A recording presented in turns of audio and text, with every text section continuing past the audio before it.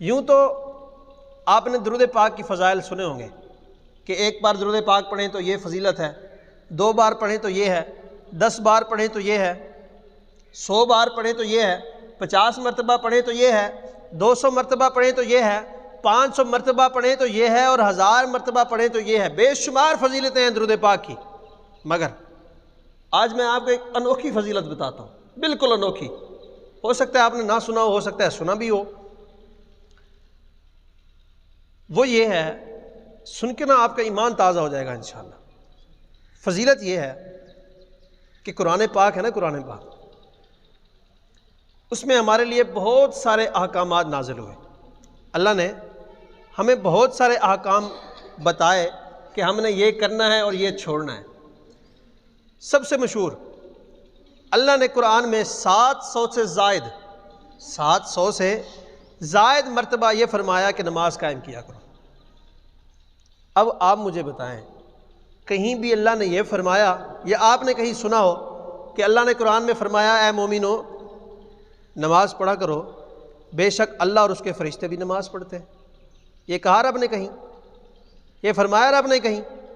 نہیں فرمایا۔ روزے کے بارے ہم پہ فرض ہوئے نا روزے، اللہ نے یہ فرمایا مومنو روزے رکھا کرو، بے شک تمہارا رب بھی روزے رکھتا ہے، اس کے فرشتے بھی روزے رکھتے ہیں۔ یہ فرمایا رب نے؟ نہیں فرمایا۔ جہاد کی فرضیت ہوئی، اللہ نے فرمایا او مومنو جہاد تم پر فرض ہے، تمہارے رب پر بھی فرض ہے، اس کے فرشتوں پر بھی فرض ہے۔ کہیں رب نے یہ فرمایا؟ نہیں فرمایا۔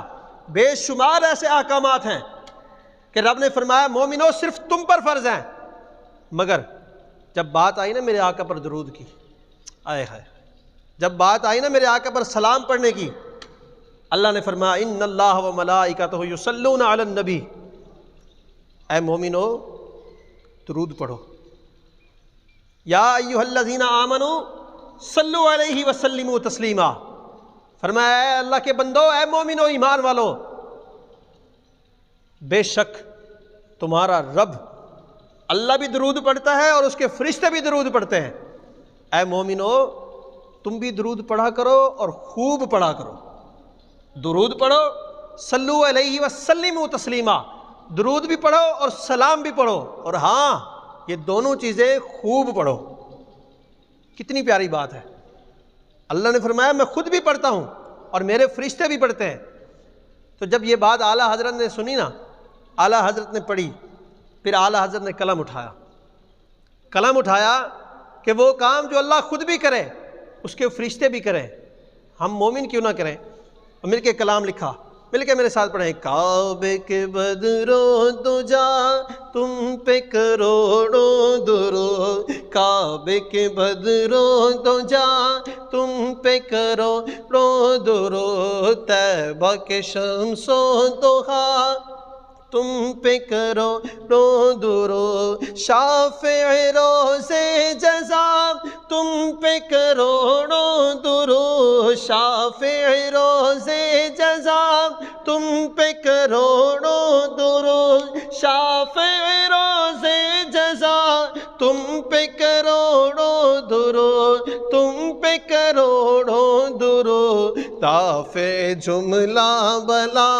تم پہ کروڑوں درود، دافع جملہ بلا تم پہ کروڑوں درود، دل کرو ٹھنڈا میرا وہ کف پا چاند سا، دل کرو ٹھنڈا میرا وہ کف پا چاند سا، دل کرو ٹھنڈا میرا وہ کف پا چاند سا، وہ کف پا چاند سا، سینے پہ رکھ دو ذرا تم پہ کروڑوں درود، سینے پہ رکھ دو ذرا تم پہ کروڑوں درود، کام وہ لے لیجیے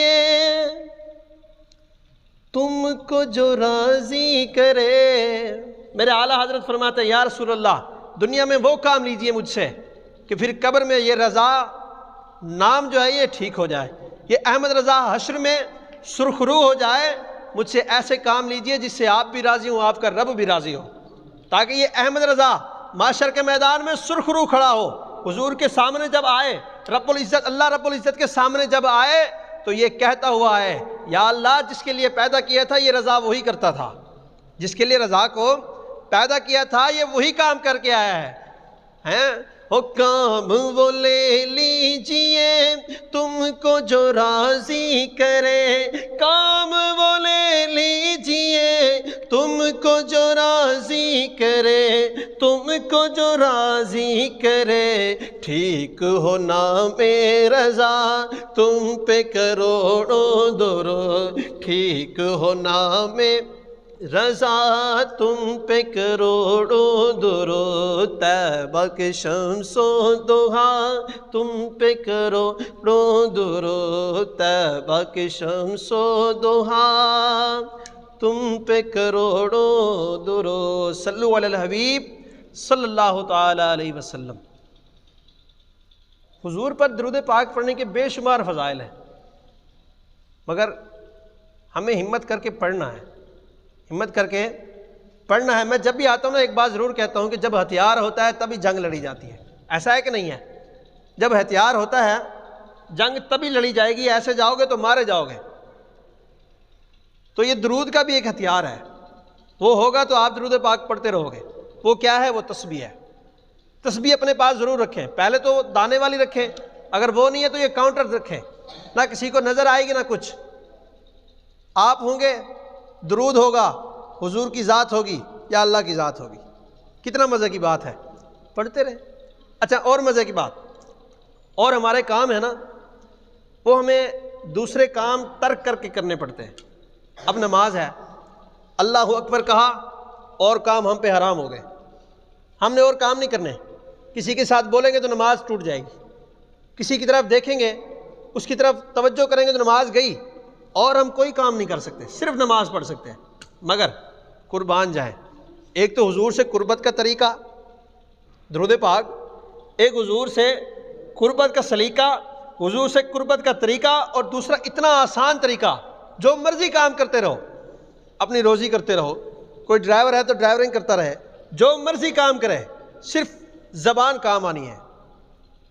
تو کیا ہی اچھا ہو ہم اپنے کام بھی کرتے رہیں اور حضور پر درود پاک بھی پڑھتے رہیں۔ پڑھیں گے نا انشاءاللہ، آج سے نیت کریں۔ اور ایک مزے کی بات بتاؤں آپ کو، یہ ابھی موقع ہے، بعد میں نہیں ہوگا۔ عام دن میں ہم درود پاک پڑھتے ہیں نا تو ایک درود پاک کا ثواب ایک ہی ملتا ہے۔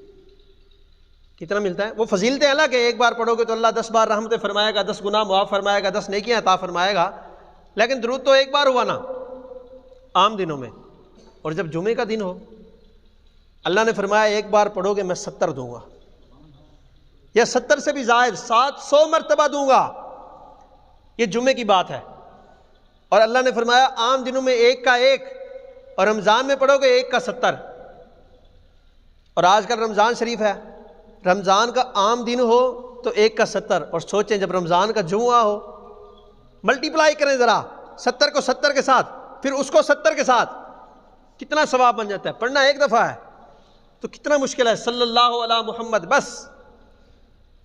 یہ حضور سے قربت کا اتنا طریقہ ہے نا، بڑے بڑے اولیاء نے اسی درود کے ذریعے ہی حضور سے قربت حاصل کی۔ تو نیت کیجئے کہ انشاءاللہ ہم درود پڑھیں گے اور کثرت سے پڑھیں گے۔ اللہ نے فرمایا نا صلو علیہ وسلموا تسلیما، حضور پر درود پڑھو، سلام پڑھو، اور میں رب کہہ رہا ہوں کہ یہ کام خوب سے خوب تر کرنا ہے۔ جتنا زیادہ پڑھو گے حضور سے اتنا زیادہ قریب ہو جاؤ گے۔